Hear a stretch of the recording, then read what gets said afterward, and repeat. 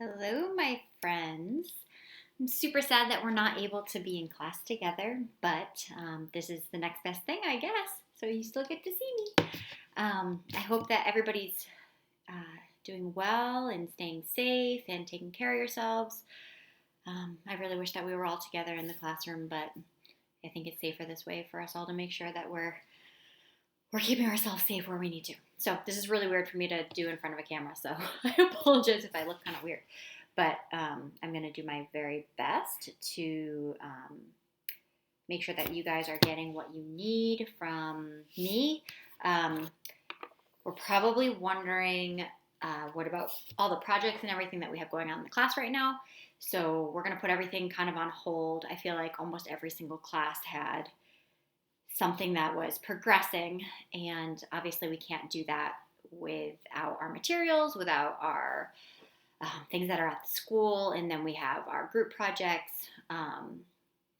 So pretty much everything's going to be on hold until after spring break, until after we're ready to get back into the classroom. So reading Fish in a Tree, we're putting on pause. We're going to be reading some different things, and then our science fair projects we're just going to have to hold off on, and also our research projects are going to be held off on as well. So we're going to start off like we always do with reading. So I sent out a file that has several different things to print out. So I'm going to show you what you need. So there's one for this week, and then there's going to be one for next week. Some of the things actually go from this week into next week. So it just kind of depends, but I tried to split it up the best that I could. So I'll just show you what you need. It's not necessarily all in the correct order, but I'll show you what you're going to need for each portion. So the first thing that you will need is this page that says spring on top. So you'll need that to start, and we'll also need there are these two pages that say main idea. So you can use both or either. I'd prefer that you got both of them now, just so that I can kind of explain them so that you know what's going on. I'm sorry, I don't know how to flip and all that fancy stuff with YouTube and all the planning, all the computer stuff. So bear with me here. So start off here. So let's go ahead and read it. We're going to read together. So spring. When we read it, we're just going to kind of read through, just kind of get the main idea, the gist of it, kind of figure out what the story's about. So that's what I want you to be thinking about. You don't have to write anything down. We're just going to read through. So the first day of spring is March 20th. On this day, the length of day and night are equal. This is called the spring equinox. It happens because of the Earth's tilt and orbit around the sun. Science is a big part of this season. Plants, animals, and people adapt to spring. In March, the weather is warmer. There is more rain in the spring. Many plants become dormant during the winter. This helps them save energy. In some places, the ground is frozen over during the winter. Oops. Let's just cross out during. So the ground is frozen over the winter. When the ground thaws, the seeds underground start to sprout. Plants and flowers grow again. In the spring, there is more food for animals. Hibernating animals become active. Migrating animals that went south return. Some animals build new nests. Others dig new burrows. After the spring equinox, the daylight hours grow longer. Children are outside more. Because there is more rain, people are careful of storms. In some places, there are severe thunderstorms or even tornadoes. Many things change in the spring. Okay, so what we are going to do is I'm going to ask you a question, and then you're going to have to think about it, and then we'll talk about it. Well, we can't really talk about it. I guess I'll talk about it. So that was our first read, a blind read. So I want to know, what is the gist of the story? What is it basically about? So I'm going to pause here for a minute and let you think about it. Just kind of not any details, just what is it about? Okay, you're probably right. It's about spring and what happens in the spring. So I whenever you're reading something for the first time, something short, it's good to just kind of get an overall view. What's the gist of it?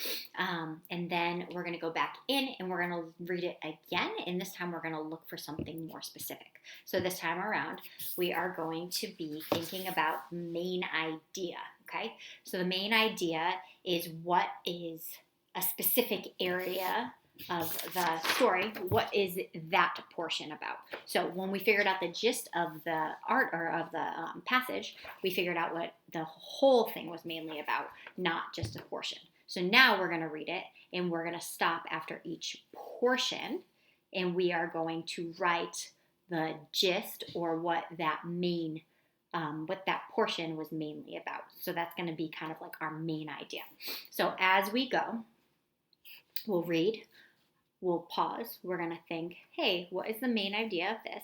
And then you're going to write right next to it. Okay, so I'm going to do it along with you so that you can kind of know what to do. So the first day of spring is March 20th. On this day, the length of day and night are equal. This is called the spring equinox.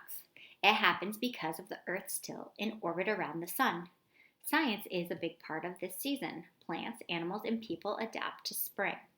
So this is our introduction paragraph. It's kind of telling us what the whole entire passage is going to be out. So it introduces us to the topic that we are going to be discussing throughout. Okay.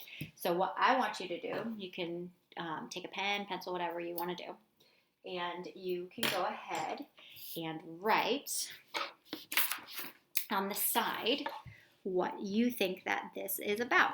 So what you write and what I write might be slightly different, but I'm just going to take a couple words. It doesn't have to be much, and we're going to write kind of what it's about. So I'm going to write here, spring equinox.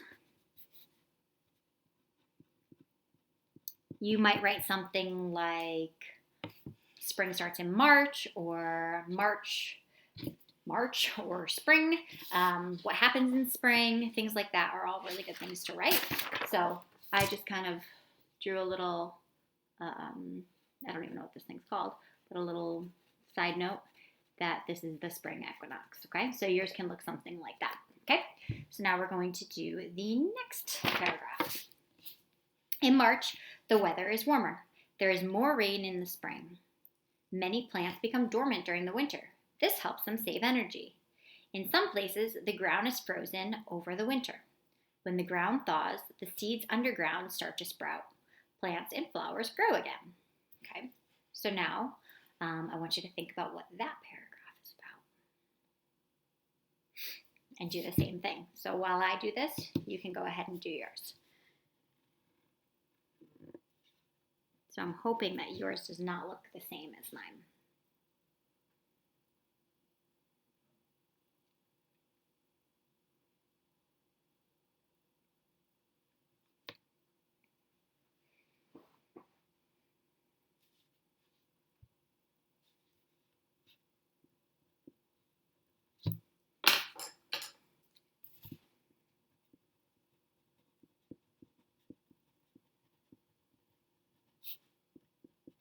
So this time around, I wrote something a little bit more specific. I wrote, it warms up in March.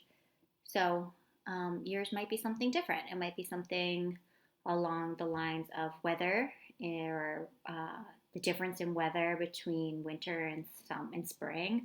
Might be March weather, but it should be something probably weather related or getting warmer. All right, next paragraph. In the spring, there is more food for animals. Hibernating animals become active.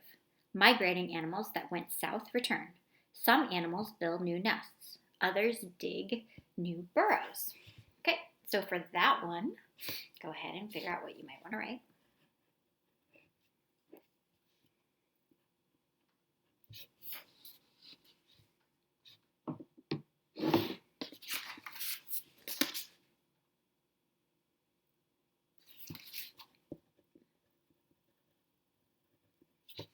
Okay, I wrote animals.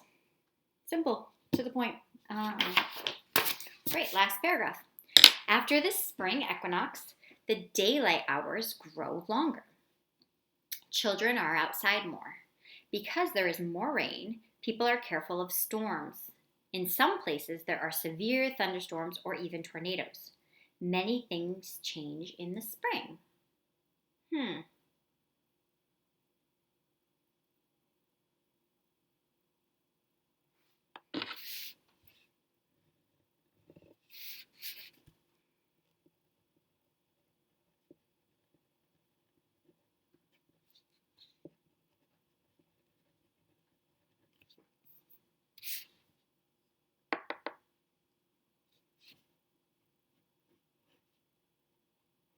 Okay, so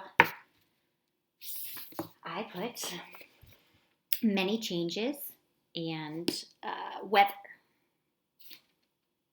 That's not what I meant to write. I meant to write storms. Many changes, we were just talking about weather. Many changes and storms. So and you might have written something a little different, or you might have written something similar.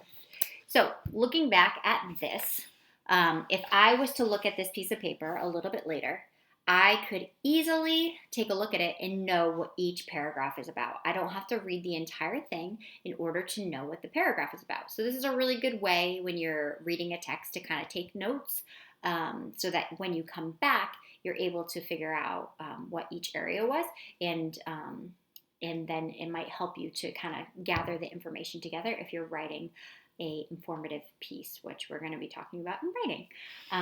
So it's sometimes very helpful. This is only one page, but sometimes you're going to be doing, as you go through schooling and learning, passages are going to get longer and more complex.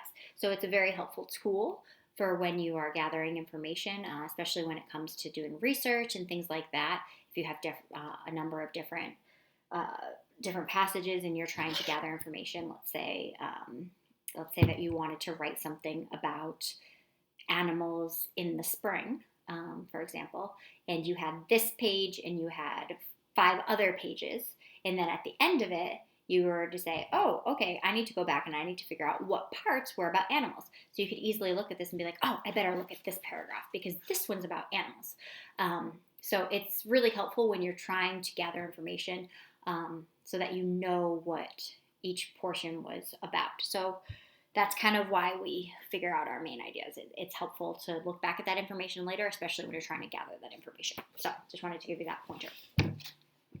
So now what we're going to do is we're going to take this. We have our main ideas. And now what we're going to do is we're going to go through and we're going to think about how did the author of this support that main idea.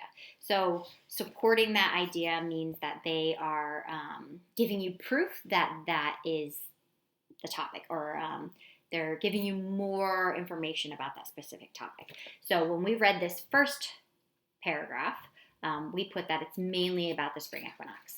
So now, what information did they give us to tell us that this whole thing was about the spring equinox? What kind of extra details did they give us? So details, evidence, those are both words for the additional information that they give us to make us think that that's the main idea. So we found our main idea, and kind of in here, if I wanted to choose one single sentence that was going to give me my main idea, it could also be called kind of like a thesis sentence. Some of them are clear, sometimes they're not, when it comes to informative writing, which is information writing, like writing about a specific topic. In this particular case, they're relatively easy to grasp, easy to understand. They're not so vague. So we can definitely figure out where our main ideas are and then figure out what sentences also support that. So I want you to choose a color. It could be a pencil, it could be a blue, a green, a red, whatever color that you want. I'm going to stick with blue because I wrote my main idea over here in blue. So I'm going to stick with that, and we're going to read through and we're going to look and we're going to see what sentence do we think is the thesis statement, and what sentence do we think is the main idea sentence in each of these paragraphs. So paragraph 1, we're going to read it again, and we're going to think about what sentence kind of tells us the main idea of that actual paragraph. The first day of spring is March 20th. On this day, the length of day and night are equal. This is called the spring equinox. It happens because of the Earth's tilt in orbit around the sun. Science is a big part of this season. Plants, Animals, and People Adapt